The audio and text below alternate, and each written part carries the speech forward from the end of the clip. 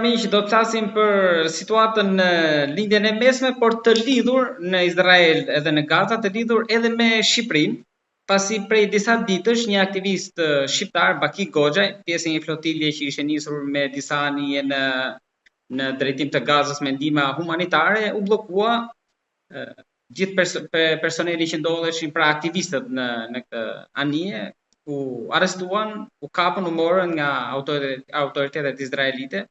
Dhe dje në media pam të gjithë videon dhe reagimin e ministrit të Izraelit, ndërkohë që aktivistët ishin të arrestuar edhe me kokë ulur të lidhur me duart të pas, një video që bëri xhiro në mediat e botës, shkaktoi reagime edhe në kancelaritë më të mëdha të Europës, por ndërkohë që ende nuk dim diçka konkrete për fatin e aktivistit shqiptar. Ministria e Jashtme mbrëm vonë foli për një transferim të tij drejt Izraelit, ndoshta më pas për një rikthim, duke qenë në kontakt sipas saj, duke ndjekur situatën, por gruaja tha që gruaja e bashortja e zotit Baki, Riselda Balliu, tha që nuk dim nëse është gjallë apo jo, mbrëm këto deklarata.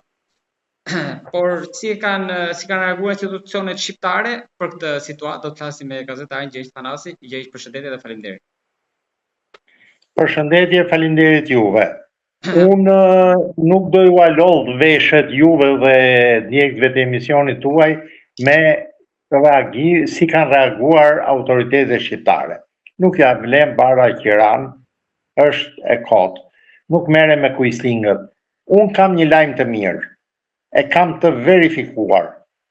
Në sajt të punës shumë profesionale të avokatërve të NGOs, të OJF-s, Abdallah, avokatër që janë të njohur nga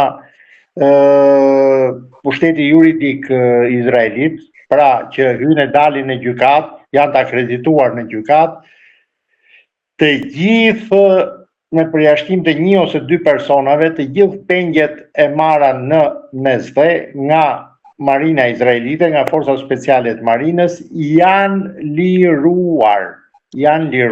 Pra edhe për tir, edhe zotin Baki Goxhaj. Po, më dëgjoj se ka ca hollësi. Masi janë marrë shenjat e gishtave, janë marrë në pyetje, janë kontrolluar trupat e tyre, siç u kontrolluan ato anijet para se t'i mbysin mesdhe, që kjo është hesab tjetër se ato shndrohen në rrezik për lundrimin, po varja punë izraelitesh.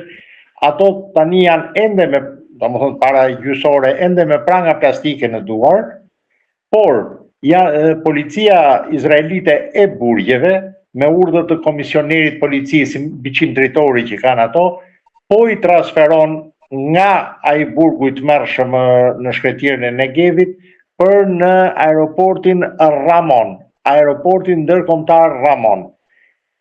Një pjesë autobusëve e automjeteve, më mirë përqend sakt, kanë mbërritur, ka filluar dalja e të ndaluarve, se s'janë të burgosur, ndërto ka dhe vipa, për shembull njerëzit në terren kanë njohur motrën e presidentes së sapo zgjedhur të EIR-s, Republikës Irlandës, antare e Bashkimit Evropian Irlanda.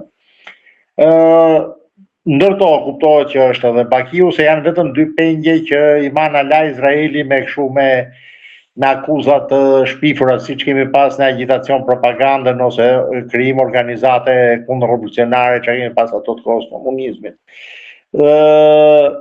Janë zbritur, të paktën një pjesë prej tyre do të deportohet në drejtim të Turqisë, a kanë mbritur avionet nga Turqia, apo nuk kanë mbritur, nuk e di. Por di që të paktën një pjesë, ndoshta të tërë, do të deportohen drejt Turqisë. Pra, tashmë shtetasi shqiptar Baki Goxhaj ka zbritur nga automjeti, autoburgu, le të përdorim termin autoburg, dhe gjendet në ambientet e aeroportit Ramon.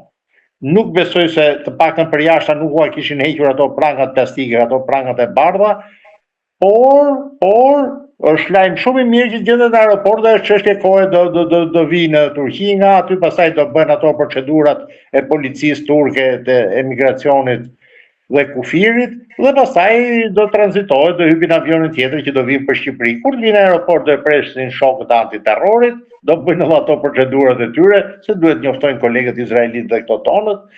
Kështu që kjo është historia, është lajm shumë i mirë.